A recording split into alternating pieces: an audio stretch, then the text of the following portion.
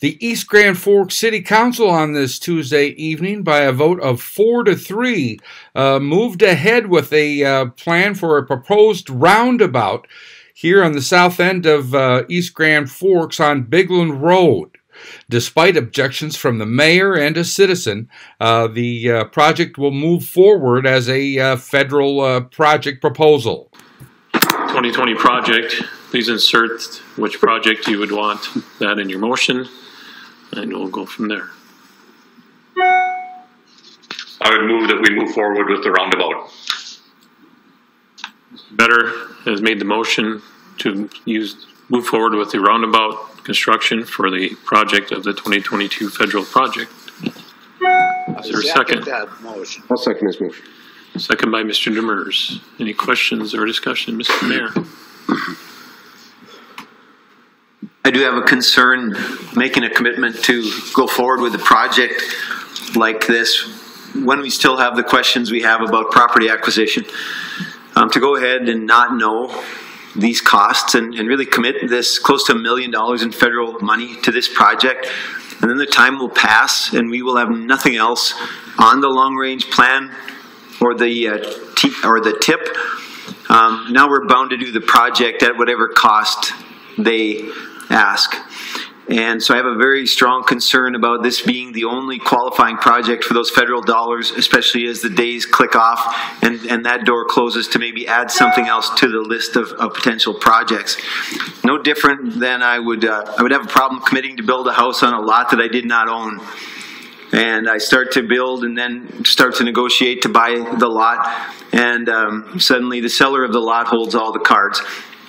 Not a good bargaining position, and it's not very courteous either, because the seller of the lot and I haven't really come to terms on how to buy the lot, so it's not really very courteous to the lot owner either. And so I'm really reluctant to have us go ahead and commit to this being the only project on the that would qualify for those federal dollars, and then the day passes where we could add another project. There may be an opportunity to put both projects into that plan. There may be that opportunity to put them both in. You'd have to show the funding for how you would cover the local share of, let's say it's 10th. And then those two could ride along even further, and it wouldn't be wasted money. We would indeed be investing time, staff time, contractor time in our engineering, legal time in the looking for would we or would we not be able to assess along 10th. But if we're going to do it anyway, it's not wasted time. Right? If we feel these are both projects that are going to happen, it's not wasted time. So I, for one, am just between the courtesy to the neighbors that are there and the backwards bargaining position we end up in, I am not in favor of having this be the only project available for those federal dollars as of tonight's decision. I don't think it's a good strategic move. Mayor. Sir, did you want to make your comments now?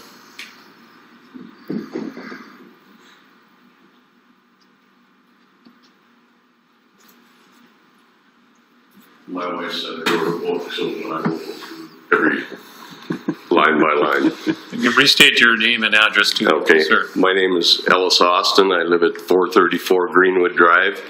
I've been a resident out there for 41 years. So, I have a couple of questions for all of you. And if you want to respond, fine, or if you don't, that's okay. Who agrees that pedestrian safety is important? Okay, so I did a little research. Minnesota DOT, this is not just some fly-by-night, this is a Minnesota DOT report on traffic circles in residential areas with high pedestrian traffic. And I didn't write down all the stats, and the safety factor goes up by approximately 8 to 10% into the negative. So your traffic circle is going to make that area for pedestrians less safe. And for bicycles. So that's And as one of the gentlemen and I were talking, size and acquisition of property, size of something like that with all the bus traffic, the truck traffic, the safety vehicles. So during a very busy time, and we have a medical emergency or a fire south of town, and it's all bottlenecked up. Right now, people can pull to the right, and they do. You get coming into that traffic circle, and you're going to try to get a fire engine through there and other safety equipment, the time is going to be delayed. And there just ain't no two ways about it. So, and I am concerned about the size of it for our school buses.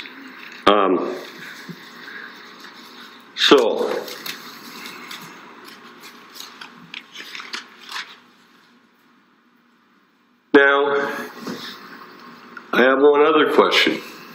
Is that road there 2 lane, 1 lane in each direction, or is it 2 lanes in each direction? Pretty simple question. It's 1 lane in each direction, correct? Okay.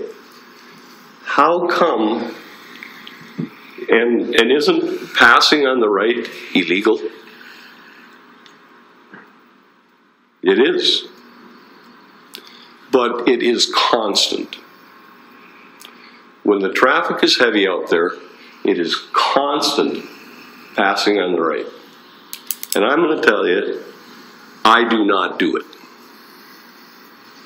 I think it's a public safety hazard, and we need to not do this traffic circle. We need to put in no passing on the right and get some law enforcement out there, because it's a safety issue. And don't start giving tickets, because everybody out there has been doing it forever. So they think it's okay. So let's give some warnings. Put in out to the community that after this day, tickets are going to be issued. Because it's 4 lanes, but it's supposed to be 2. Now, having said that, I haven't seen the designs, but you're not going to avoid 4 lanes in each direction. It's going to happen. And then you're going to get to that traffic circle, and it's going to be a bottleneck. And it's going to slow down traffic. It is going to be a nightmare. Now, Mr. Gander had a very good point. So I'm going to touch on that briefly. Ask yourself how you'd like, if your home's value was destroyed, to put in this roundabout. And if there's anyone on city council that would accept that fact, I got a hard time believing it. It'd be not in my neighborhood. You're going to ruin Orton's business, which is a viable business. I'm glad we don't have a lot of businesses out there, but Orton's is nice. It's a good neighborhood business, and we're going to destroy that. It's down the tubes. We have 2 residents, and I asked them to come today, that live on the other side of the road. And if there's a divider in there, they are going to either have to go into the traffic circle and come around and exit again to get into their own driveway. Or they're going to have to go around the block. It's plain and simple. There is no way around it. And we're going to ruin their property values. Doesn't affect my house, but it affects my community. And this thing is just a bad, bad idea. Okay. I believe 2 traffic lights. And so one city council member said to me, well, you're going to stop traffic. Ding, ding, ding, ding, ding, ding, ding. how are people going to, if you don't stop traffic, how are the people from the side streets going to get on that street? The traffic circle is primarily going to be running north to south and south to north. I don't know if you've been in many traffic circles. They're going to enter that traffic circle as they're going south. The people that are trying to enter from the right, they're not going to yield to them. If there's a gap, the people out there speed up when you're trying to get on the road. I mean, how inconsiderate can people be? But anyway, that's a fact.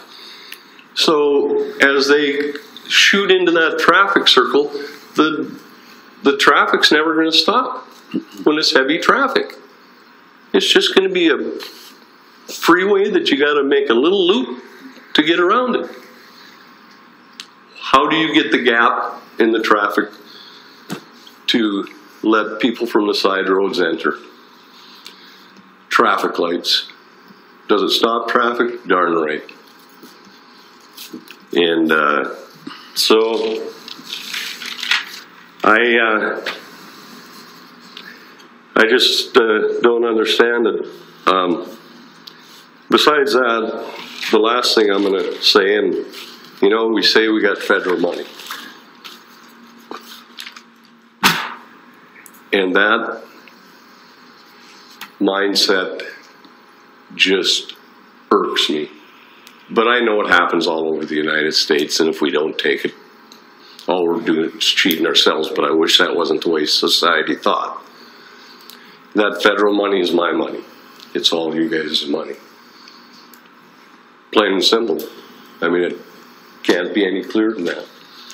So, as being a responsible community, unless we have a project that is really viable to the expansion of the community, I would say we do the right thing and have a good conscience of not throwing away federal money because we can.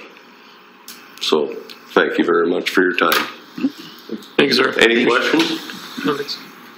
And if you want to go on Minnesota DOT website, there's statistics and a whole lot about that.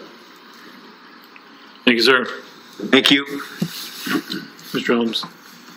Thank you, Mr. President. I'm sure everybody's got the same emails that I've gotten. I got one today from one of the homeowners there. Not real happy with the fact that it's going to hurt his property value, but the fact that Can I say one more thing in regards to that? Excuse me. And Dale and I have dealt with these people. And you're talking about acquisition of property that hasn't been done yet? Well, I'm going to tell you a little secret. We all know who owns that open lot, the Lawans.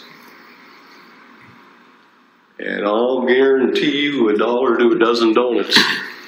They're going to choke the city. You're going to do an eminent domain, and they're both attorneys, and they're going to take you to court. They'll want to sell it, but tell you what, by the time you get done buying it, you're going to pay a premium above a premium. Okay, enough of my rant. the other thing they're concerned about is when these cars they're sitting in their house in the evening watching TV. You got all this traffic going around this roundabout, headlights shining in their living room and everything all night long. It's going to be a problem. I've said it all along that this roundabout is not going to solve the problem that's out there.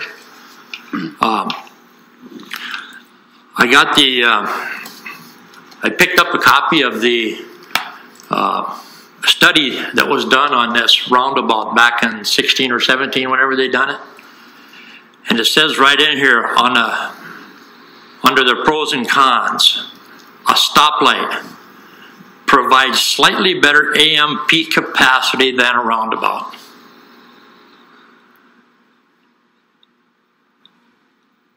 On the roundabout, it says, of course, slightly less AM peak capacity than traffic light. A traffic light would provide pedestrian safety much better than a roundabout. You got a roundabout, you got crosswalks in it. There's no lights or nothing like that. When you come into that roundabout, you don't know, you're probably not even watching for pedestrians, you're watching for other traffic. It's just a bad spot to have a roundabout. I know roundabouts work, I've been through them myself. If it was a 4-corner intersection, I maybe feel better about it. It's not, it's 2 corners we're dealing with. Actually 1 corner is we're dealing with, and then you got the main road. The roundabout is not going to solve the problem. And I think we've been misleading people that it's going to, but the study right here says it. It's a stoplight is less,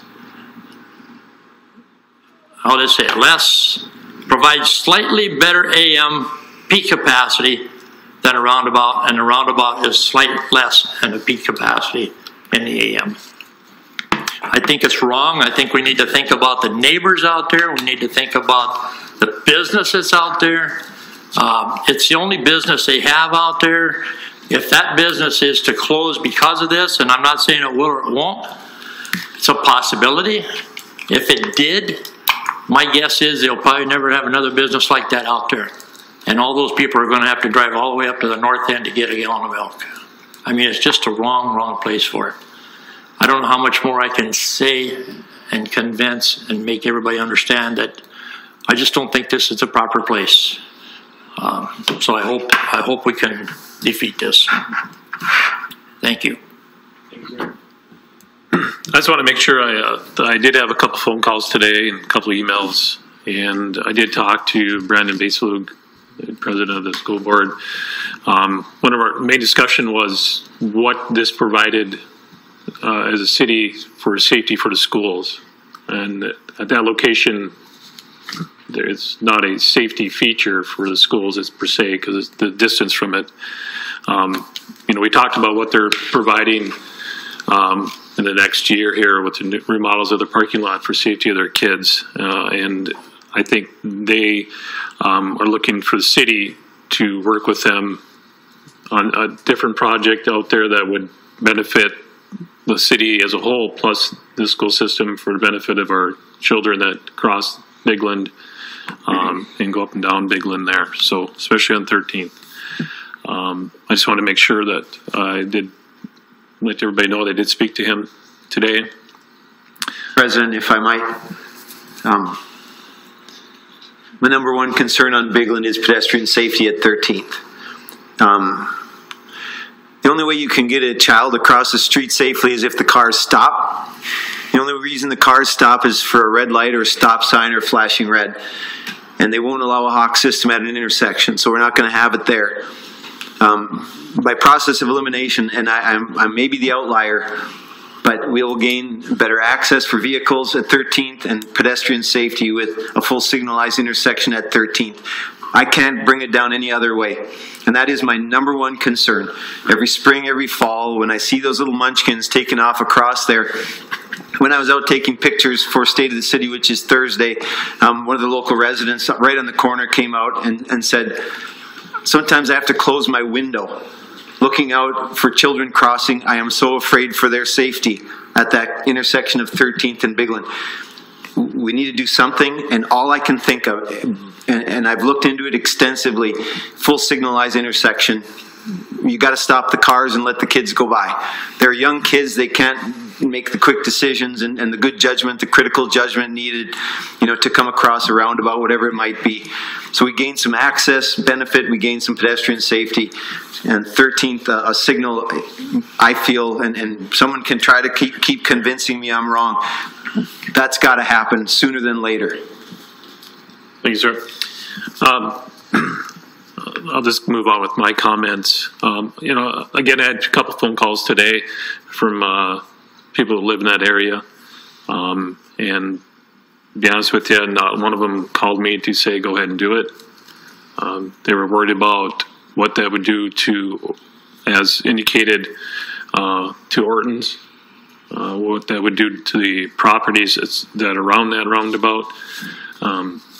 And I get that we need to be future looking down the road of our capacity of any intersection going south with the growth that hopefully experience and keep experiencing on the south end of East Grand Forks.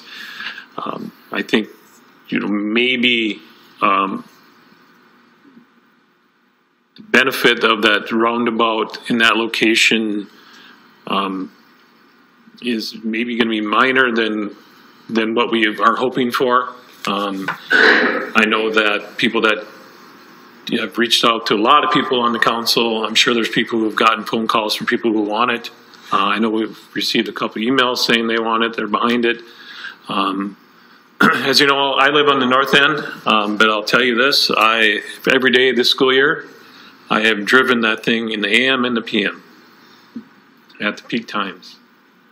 And I have seen some issues, but I have not experienced a problem if I was coming off that road back onto it. And I'm sure people have in the past, and going forward they will too. But I'm just saying, my experience every day, I have driven that at the same time every day out to South Point.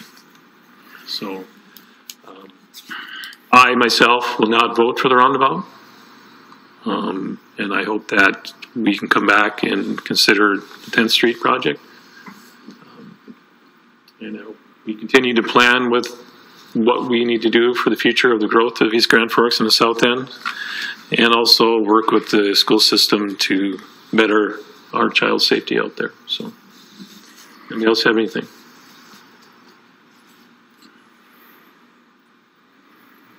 So there's a motion and a second for the roundabout project to be put on for the 2022 federal project. Mr. Riefeldt, do you have something? Or no? Okay. If no other questions, we'll go to a roll call. Better? Yes. Helms? No. Riefeldt? No. Johnson? Yes. Olsted? No. Demers? Yes. Larson? Yes.